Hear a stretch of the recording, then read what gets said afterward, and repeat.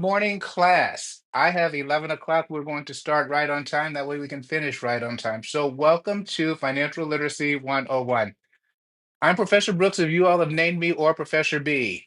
First of all, I want to let you guys know I have read through some of the comments and the feedback that you provided this week, and some of you are just hilarious. I have been laughing my butt off. I love it, the fact that you're taking a hilarious approach to the topic, but the coolest thing about it is that each of you appear to be taking this very seriously. And this is a very serious topic that we're dealing with. We're dealing with your finances, we're dealing with money, we're dealing with your livelihood. So, hopefully, I can see comments coming in that you all are on time. So, we're going to go ahead and jump right into it. You've asked about a syllabus. There is no syllabus, but what I'm going to tell you today, we're going to talk about the grading scale. Some of the feedback that you guys sent me, like, hey, I want to know, did I get an A if I did it, if I did my homework? We'll talk a little bit about that. I want to review the homework assignment that I shared with you last week. Hopefully, we can go through that. I do think that if we're going to talk about finance and literacy, that we need to have the same kind of common understanding and definition. So I'm going to share some definitions with you. We're going to talk about a sample spending plan that I've created, goals for the week, and then answer some of the questions that you guys have provided over the last week. And then please keep the questions and comments coming in because as you do that, I've got a moderator that's working with me to kind of help kind of get through some of this, and we can continue to build on what it is that we've gotten here. Are you ready to roll? I'm ready to roll. Hey, so let's talk about that grading scale. There's no A's, B's, C's, D's, and F's. We're all going to pass. So let's know that because remember, we're going to be disciplined, we're going to be accountable, and we're going to be patient. So in this class, we monitor our grading and our performance based upon three simple concepts. A, are you moving forward? Well, what does that mean? That means, are you in a better financial position today than you were before? And that can even be via knowledge, that can be via more money in your account, less debt, you gave more, you just have a better understanding of finances. You know what? Or maybe you just don't have the same anxiety that you had about finances before. You're like, I can breathe. I'm not going to jail because I didn't pay my taxes. It's okay to pay my taxes. We're going to talk about all of that stuff as we continue to work together. So I'm pretty excited. I'm pumped. I'm glad that you're here. The other part of the grading scale is maybe you're just standing still. You're like, hey, Professor B, this stuff is great. I'm not ready. I haven't had enough pain. So I'm just going to stay where I am right now. And, I'll get back with you. I'll jump in at some point in time, but, it's not for me today. Or hopefully, if you're taking this class, you are not moving backwards, which means that would you please, just please, please, please get off my feed. I got this. I don't need you. I'm rocking and rolling. So those are the three ways that we're going to measure ourselves in this class. We're either moving forward, we're standing still, or we're moving backwards. I wish there was a way for me to communicate with you to know that you understood me. I don't know how that works. So we're going to something says swipe. You guys know what that means? I don't know. We'll keep going. Uh, can we talk a little bit about this homework assignment? So this assignment I thought was very, very simple, and hopefully you found it. Oh, you do understand me. Hey, thanks for that feedback. All right. Um, the homework assignment basically was to keep track of your expenses. This exercise was not intended, from some of the feedback, to embarrass you, to shame you, to call you out, to belittle you. And I wasn't even trying to get you to change your behaviors. I simply needed data. It was intended to collect data so that if you need to shift your spending, then we'll know where and we'll know why. Um, I intentionally didn't give you the why we were doing it. I just wanted you to do the work. So, although I don't know how you felt, it was intended to be a very simple task. But I don't know about you. I actually find it very difficult to keep track of all my spending and just, I got it with me everywhere I go. Put it in my little journal and make sure that I'm writing it down. So if you found this to be difficult, cool thing is you are right on track because it is difficult. It's simple, but it's difficult. And it required a lot of what I've talked about in the very beginning, which is discipline. This is a new habit. This isn't something that you may have done before. It's something no one's really ever talked to you about. So over the next several weeks, hopefully it will get easier, but it was difficult. I also want to share with you, just on a personal note, yesterday was my day to sit down and pay my bills, and I did not like what I saw. Lots of money going out, not very much money coming in, but uh, I did it. I made it. So, If you have anything down on a paper, a notebook, a journal, and you had not been doing this before, I'm going to give you your first grade. Hats off. We're putting you in the I'm moving forward category, something like that. Okay. The other thing you need to know that in this class, we are only successful if we share tips, thoughts, and ideas with each other about how are you making it work. This is the accountability portion of that discipline, accountability, and patience. So I got to tell you. So what works for me is I get all my little receipts, I shove them in my pocket, and when I get home that night, I kind of pull them out. I'm looking at it. Oh, Oh, but then the next morning, before I start my day, I get up, I say my prayers, and I simply just go through and write down my expenses, at that time. So whatever's working for you, please share it. It's important, but remember, it's important that we have the data that we know where our money is going. We will be better longer in the long run if we continue to do this. Remember, the next thing I wanted to share with you were definitions. So make sure that we are all talking about the same thing. Gonna pause. My family has told me that sometimes I get too excited about this topic. I start talking too fast. I don't give you guys time to catch up to where I am. So taking a moment, breathing. We good?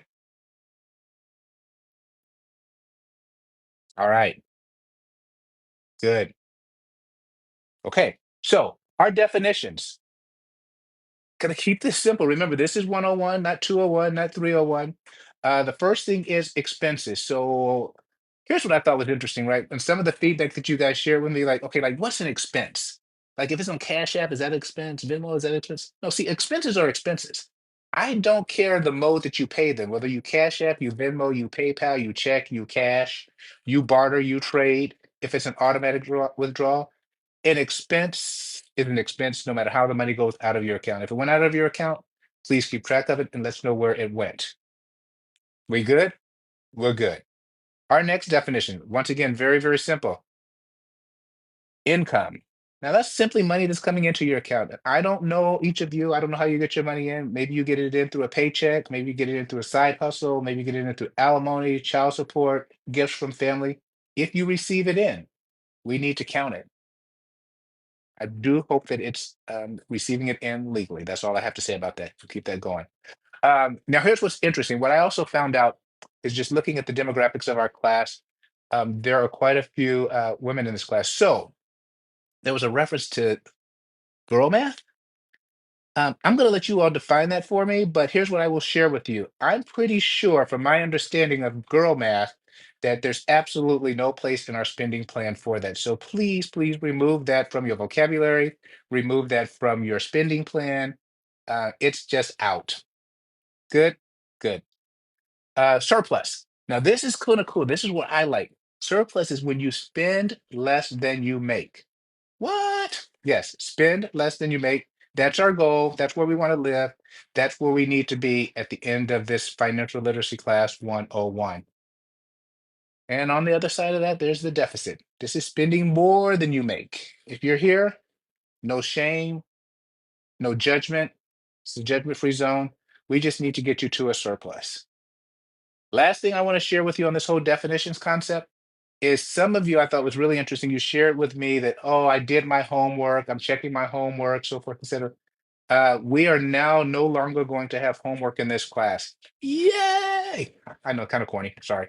Um, we are going to have what we call life work, right? This is serious stuff. And so for the rest of your life, you're going to be working, managing, tracking, and understanding where the funds go. I truly, truly believe to whom much is given, much is. So be patient with this. We're going to get through it. Much is given, much is. So be patient with this. We're going to get through it. Work. So we got the definitions. The next thing I wanted to share with you guys, and I don't know exactly how to do this, is I created a sample spending plan. I'd love if I do this. Can you see it? Let's see. Can you see that? I think you can because I can kind of see what you see. So anyway, um, here's my spending plan. I created one. At some point in time, you can go out to the internet and get it and just make sure. But the key components of your spending plan, sources of income. We kind of talked a little bit about this before. We need all sources of income. And if you work at a job and you get a salary or you get wages, I want the net. That's what actually shows up in your paycheck. That's the number that you need to be putting on your budget. Right next to that, I have the actual column, and then I have a difference column.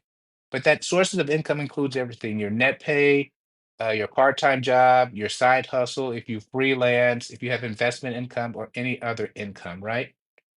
So make sure we're going to put all of our money in. The other thing is, remember we talked about expenses.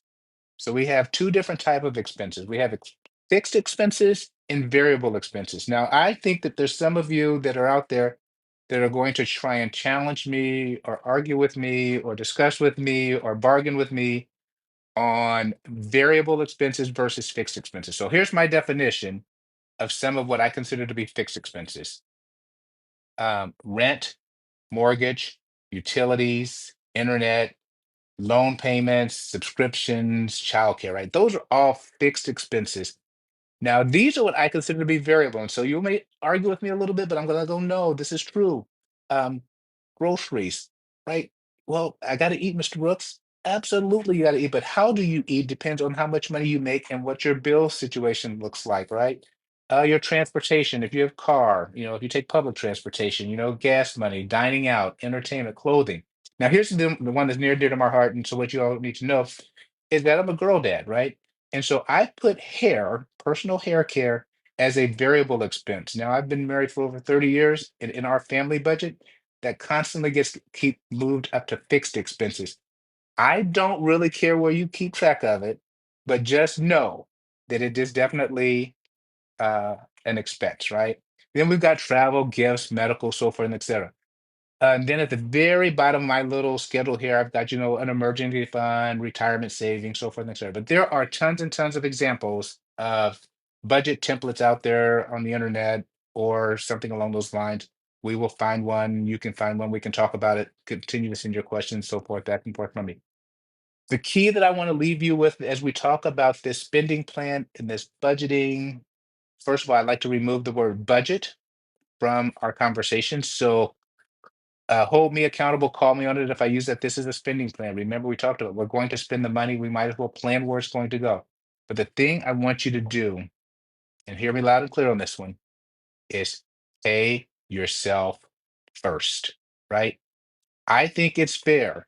Since you went and worked for the money, I don't understand why you feel a need to give it to, your other friends. You know them, Louis, Gucci, Ulta, Nike, Adidas. I'm not saying that they don't have a place in your life, but they shouldn't get paid before you since they didn't actually go out and do the work. So let's make sure you're paying yourself first. And there's all kinds of ways we can talk about what does that look like? How do I pay myself? How much do I pay myself? Well, that's all going to depend upon your budget. And hopefully you have a surplus so that you will be able to pay yourself something, right? Anyway, not shaming, but just make sure that you remember this one tip for today. We're tracking our expenses. That was what we did last week. Pay yourself first. Can't hammer it home enough, but that's where I'm at. That's where I am right now. I'm going to hold true to that. And if you want to argue and fight with me, you can. So that's our sample spending plan. I'm going to put it up here one more time, just so you can kind of see a little bit like what it looks like. Those numbers that are in there are simply so that I can make sure that my Excel spreadsheet worked. We good? All right, cool. We are coming close to the end of the prepared um, section of this class. So now that we've got our spending plan, we've walked through the sources of income, whether or not it's fixed or variable. I'll let you argue a little bit with me on that. And then making sure that we're putting some money in savings, debt reduction, whatever it is where you are in your world. Um, we're paying ourselves first. It doesn't work if we don't have goals, right? Goals. Well, like what kind of goals? Well, we all got goals, right? But here's the deal. I want to keep this simple because remember, this is Financial Literacy 101. So um, your goals are going to be in a long, long time from now. I hopefully will not be here. You would have created, I don't know if you guys have heard of this term, it's called generational wealth, right? And I'm like, I'd like to have generational wealth. Well, generational wealth does not start with me. I'm sorry, it does start with me, but it's not necessarily for me. This is for the generations to come behind you. We can't have generational wealth if we don't set realistic goals. So, just to give you an example, some of the things that I'm thinking about when I think about goals, I'm thinking about some very, very simple. I don't know where you're on your journey. Maybe your goal this week is simply to track all of my expenses during Black History Month, right? Tomorrow is Black History Month.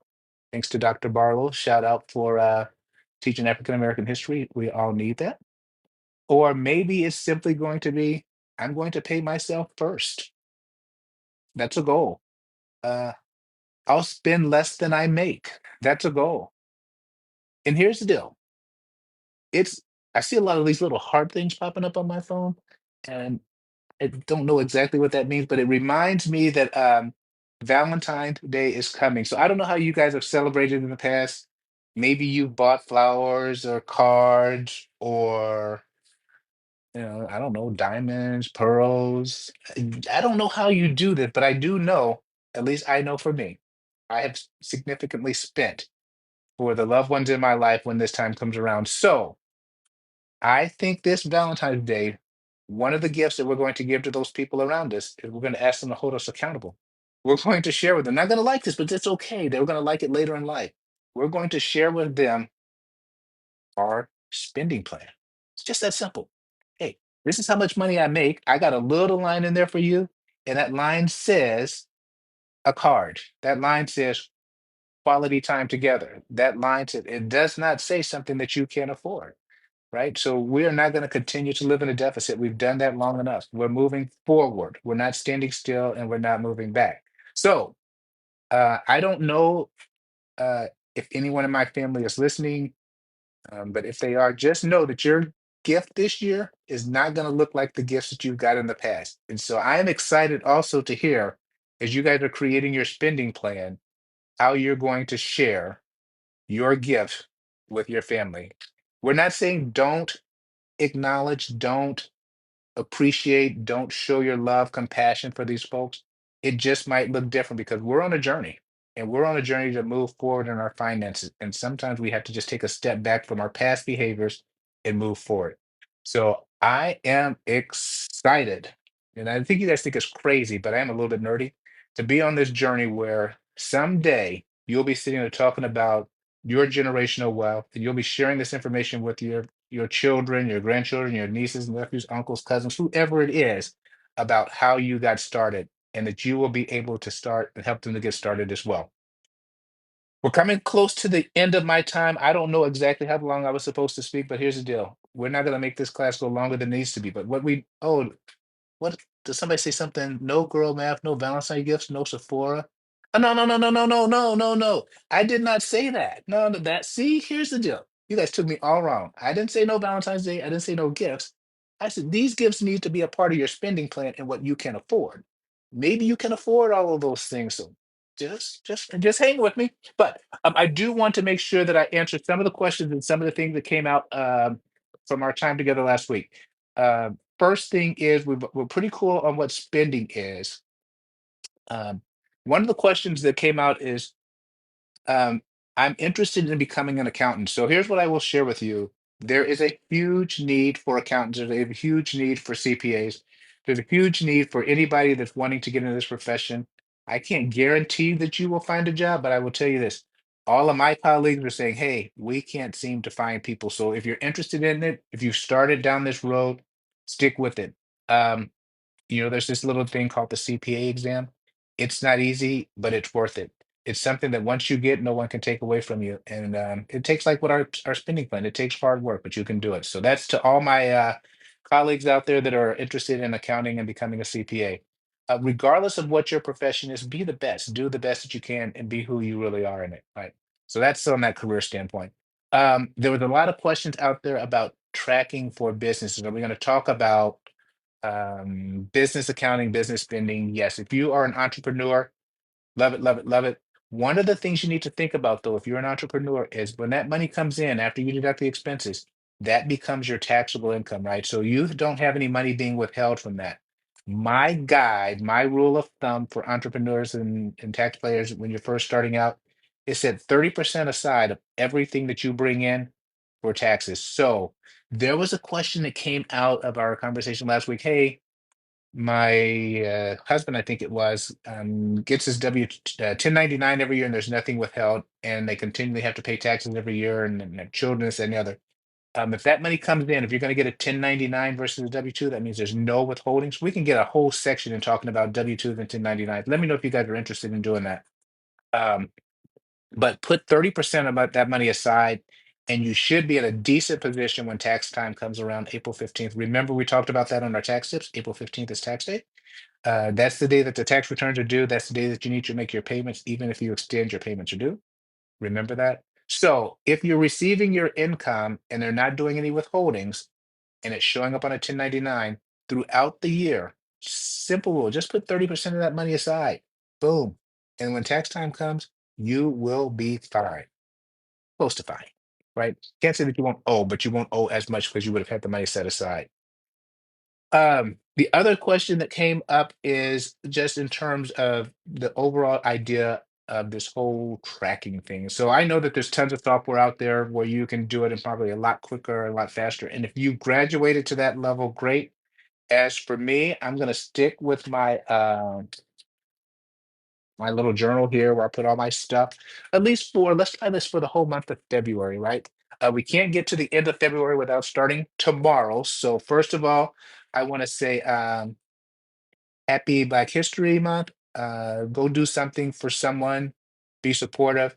Thank you. Remember, as we work together here, we are going to continue to be disciplined. We're going to be accountable to each other. Find somebody that can walk through this with you, and we're going to be patient. I do have to give one shout out and something we've done in my family, my youngest. I just want to let you know that it is game day. Hey, thanks for joining us on this live and looking forward to talking to each of you again next Friday. Oh, I forgot to tell you guys this. I'm going to be traveling next Friday, so we won't have a live, but the course will be available Friday, 11 Central Time. So for those of you all over the world, I appreciate you tuning in. I appreciate you spending some time with me. Keep track, be accountable, be disciplined, and be patient. And I think that's all we've got. Some kind of way I know how to get out of here. For those of you laughing at me that I don't know how to exit, that's because I didn't know what I was doing.